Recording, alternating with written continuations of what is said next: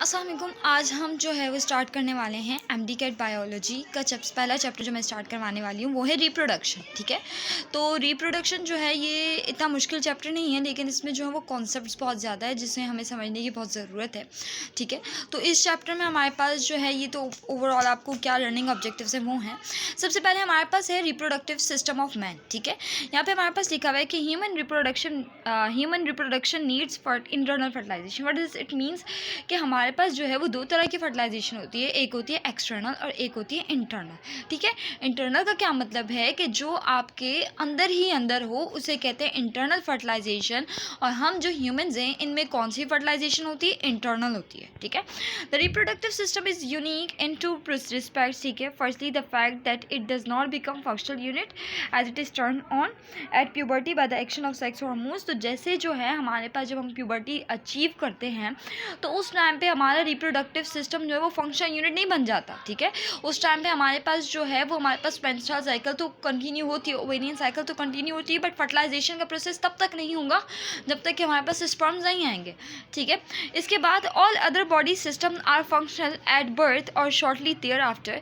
ठीक है, हमारे पास जो है हमारे पास जो है बाकी जितने भी हमारे बॉडी फंक्शन होते हैं, जैसे हम पैदा होते हैं तो वो सारे जो हैं हमारे पास स्टार्ट हो जाते हैं, अपने प्रॉपर जो है फंक्शन करते हैं। बट रिप्रोडक्टिव सिस्टम जो है जैसे हम पैदा होते हैं उस टाइम पे ये जो है हमारा रिप्रोडक्टिव सिस्टम एक तरीके से नॉन एक्टिव होता है। ठीक है, after puberty it becomes active. इसमें मेंस्ट्रुअल साइकिल होगी, ओवेरियन साइकिल होगी, और after fertilisation it becomes more active. और जो प्रोसीड जो है वो जो प्रोसीड होगा आगे प्रोसेस जो भी होगा फर्टिलाइजेशन, उसको कंसीव करना बेबी, वो सारी चीज़ें इसमें आएंगी।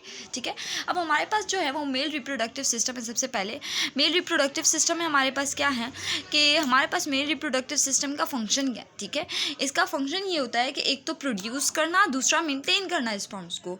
ठीक है, इसका मतलब ये है कि मेल रिप्रोडक्टिव सिस्टम में स्पर्म्स प्रोड्यूस भी होते हैं और यहीं पे इनकी मेंटेनेंस भी होती है, यहीं पे जो है ये इनकी डेवलपमेंट यानी ये मेच्योर होते हैं। ठीक है, हमारे पास सबसे पहले अगर हमें स्ट्रक्चर नहीं पता होगा मेल रिप्रोडक्टिव सिस्टम का तो हम जो है वो इस प्रोसेस को समझने में प्रॉब्लम होगी कि मेल्स के अंदर कैसे प्रोसेस हो रहा है। तो सबसे पहले आपको पता होना चाहिए कि मेल्स में क्या क्या चीज़ है। मेल्स में है गोनेड्स। ठीक है, गोनेड्स में टेस्टिस, ये रहे हमारे पास ये टेस्टिस। ठीक है, फिर हमारे पास है एसेसरी डक्ट्स जिसमें epididymis, vas deferens, ejaculatory duct और यूरेथ्रा। ये वो पूरी डक्ट्स हैं जहाँ से स्पर्म्स जो हैं वो ट्रांसफ़र होते हैं इनटू द पीनिस तक। ठीक है, यूरेथ्रा के थ्रू। अब यहाँ पे हमारे पास देखो सबसे पहले एपिडाइडमिस है। ये एपिडाइडमिस आपको यहाँ पर तो वाज़े नहीं दिख रही होगी, बट इस डायग्राम में देखो ये रही है एपिडाइडमिस। ठीक है, ये बिल्कुल ये जो टेस्टीज हैं इनके साथ जो है वो कनेक्ट होती हैं, इफ्रेंट डक्ट्यूल्स जो हैं वो इसको आगे फॉर्म करती हैं। ये एपिडाइडमिस बनती है जो यहाँ से टेस्टीज के अंदर से ही होती हुई आगे जाएगी और आगे जाके ये यहाँ पे बन गई डक्टस डेफरेंस। डक्टस डेफरेंस को वास डेफरेंस भी कहते हैं। ठीक है, अब जब डक्टस डेफरेंस जो है वो बन गई उसके बाद हमारे पास है इजैकुलेटरी डक्ट। ठीक है, इजैकुलेटरी डक्ट कैसे बनती है कि ये जो सेमिनाइकल विजाइकल है और ये जो डक्टस डेफरेंस है ये जब दोनों कंबाइन हो जाती है यहाँ पर, ठीक है, तो ये बनाती है इजैकुलेटरी डक्ट। ठीक है, तो आपसे कोई पूछे कि इजैकुलेटरी डक्ट कैसे बनेगी, तो इजैकुलेटरी डक्ट हमारे पास जब सेमिनाइकल विजाइकल जो अपनी सिक्रीशन है वो यूँ आएंगी, उनकी सिक्रीशन यूँ आई। ठीक है, ये सेमिनाइकल विजाइकल है और यहाँ से हमारे पास डक्टस डेफरेंस की सिक्रीशन है, ये दोनों कंबाइन हो जाए तो ये आगे ये जो बनेगी हमारे पास क्या होगी, इजैकुलेटरी डक्ट होगी। ठीक है, लास्ट में फिर हमारे पास यूरेथ्रा है। ये इजैकुलेटरी डक्ट आगे जो है वो यूरेथ्रा के तौर पर जो है वो कंटिन्यू होती है, इन टू द पीनिस जो है ये कंटिन्यू रहेगी। अच्छा, अगर बात की जाए हमारे पास ग्लैंड्स की, तो मेल्स में 3 तरह के एसेसरी ग्लैंड्स होते हैं। तो मेल में 3 एसेसरी डक्ट्स होते हैं हमारे पास सेमिनाइकल विजाइकल्स होती हैं, प्रोस्टेट ग्लैंड्स होते हैं, बल्बो यूरेथ्रल ग्लैंड्स होते हैं। ठीक है, और the last one is copulatory organ, ये है वो पीनिस। ठीक है, ये वो पीनिस है, वो कॉपुलेटरी ऑर्गन है। ठीक है, ठीक है, अब हमारे पास बारी बारी हमने इन ऑर्गन्स को जो है वो स्टडी करना है। अब हमारे पास यहाँ पे क्या है कि ये आप सबसे पहले हम इसके एनाटॉमी ऑफ टेस्टिस देखेंगे कि टेस्टिस में जो है बहुत सारी टिब्यूल्स होती हैं। ठीक है, ये सेमिनिफरस टिब्यूल्स होती हैं। सबसे पहले टेस्टिस का structure, the testis are male gonads which are associated outside the abdomen. ठीक है, ये एब्डोमेन से बाहर है, इस वजह से जो है एब्डोमेन क्या होता है, जो हमारे पास जहाँ पे हमारे स्टमक और ये सारी चीज़ें होती है, जहाँ पे ये ब्लैडर होता है, ये बिल्कुल एब्डोमेन से बाहर है, इस वजह से आउटसाइड द एब्डोमेन लिखा है, यानी बॉडी से बाहर है। ठीक है, इसको एक्सटर्नल जेनिटेलिया ऑर्गन भी कह सकते हैं। हाँ, तो हमारे पास जो है ये आउटसाइड द एब्डोमेन होते हैं, यानी ये बाहर होते हैं with in a skin pouch. एक पाउच होता है जिसके अंदर ये टेस्टिस मौजूद होते हैं, स्किन का बना होता है, इसे हम नाम देते हैं स्क्रोटम। ठीक है, तो ये क्यों हमारे पास एक्सटर्नल जेनिटेरिया है, क्योंकि एक्सटर्नल का मतलब है बॉडी से बाहर, ठीक है, जो बाहर नजर आए। तो इनमें जो है वो टेस्टिस बाहर होते हैं। ये टेस्टिस किसके अंदर इनक्लोज होते हैं, स्क्रोटम के अंदर पैक होते हैं। ठीक है, फर्दर टेस्टिस जो हैं वो डिवाइडेड होते हैं टू 250 to 300 लॉब्यूल्स होती हैं इसके अंदर मौजूद, और हर लॉब्यूल में जो है वो 1 से 4 सेमिनेफ्रस ट्यूब्यूल्स होती हैं। ठीक है, यानी 1 से 4 सेमिनेफ्रस ट्यूब्यूल्स मिलेंगी तो एक लॉब्यूल बनेगी। तो इस तरीके से हमारे पास जितनी लॉब्यूल्स होंगी सेमिनेफ्रस ट्यूब्यूल्स उसका 4 टाइम्स ज़्यादा होंगी।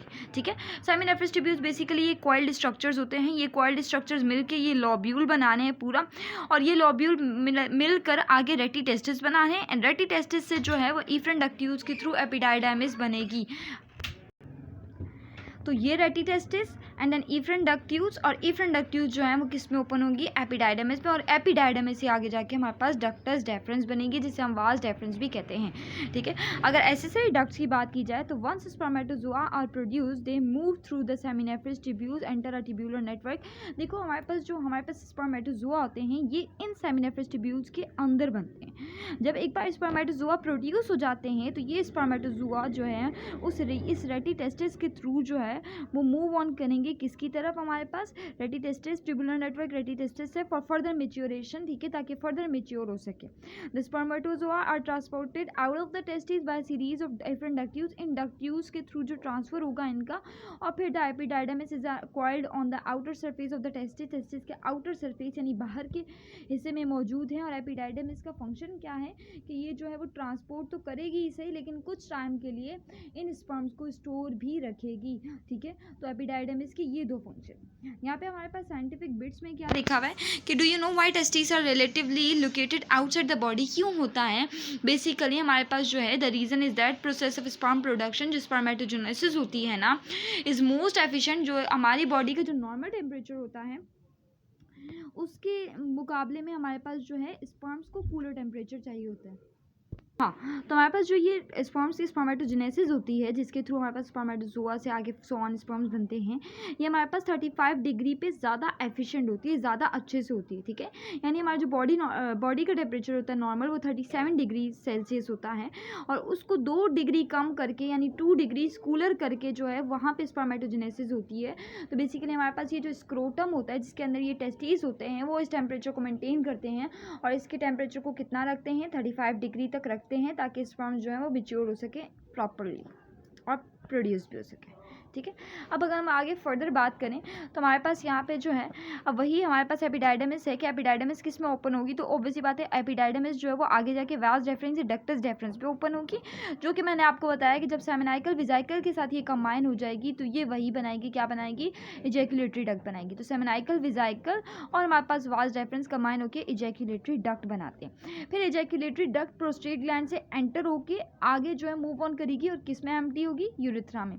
द लास्ट यूरिथ्रा है, यूरिथ्रा जो है वो लास्ट पार्ट है हमारे पास डक्ट्स का। ठीक है, यूरिथ्रा इज ऑल्सो कॉल्ड, आप इसको यूरोजेनाइटल डक्ट भी कहते हो। क्यों कहते हो, क्योंकि मेल्स में जो रिप्रोडक्टिव सिस्टम है वो अलग नहीं होता, मेल्स का रिप्रोडक्टिव सिस्टम और यूरिनरी सिस्टम एक ही होता है। जो जहाँ से जो है वो यूरिथ्रा जो है वो यूरिन भी कैरी करता है, वही यूरिथ्रा जो है वो स्पर्म्स के साथ यानी सीमेन को भी कैरी करता है।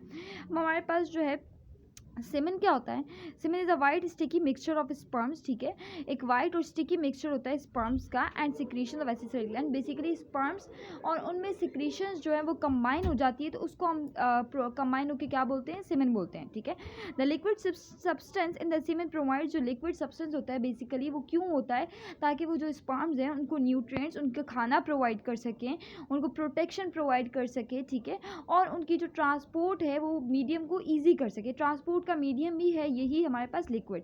The amount of semen propelled out of the male duct system during ejaculation is about कितना होता है, 2 to 5 मिलीलीटर होता है, एंड देयर आर बिटवीन, और इस 2 to 5 मिलीलीटर में जो है वो कितने स्पर्म्स होते हैं, 20 to 150 मिलियन स्पर्म्स होते हैं पर मिलीलीटर। तो आप इस 20 to 150 मिलियन यानी 2 to 5 करेगा तो इसको इससे मल्टीप्लाई करेंगे तो टोटल हमारे पास जो है वो आ जाएगा कि कितने मिलीलीटर में कितने स्पर्म्स होंगे। ठीक ठीक है। अब हमारे पास यूरिथ्रा हो गया, तो यूरिथ्रा याद रखिएगा यूरिन भी यही कैरी करता है, यूरिन भी यहीं से एक्सक्रीट आउट होता है और सीमेन भी यहीं से एक्सक्रीट आउट होता है, ठीक है।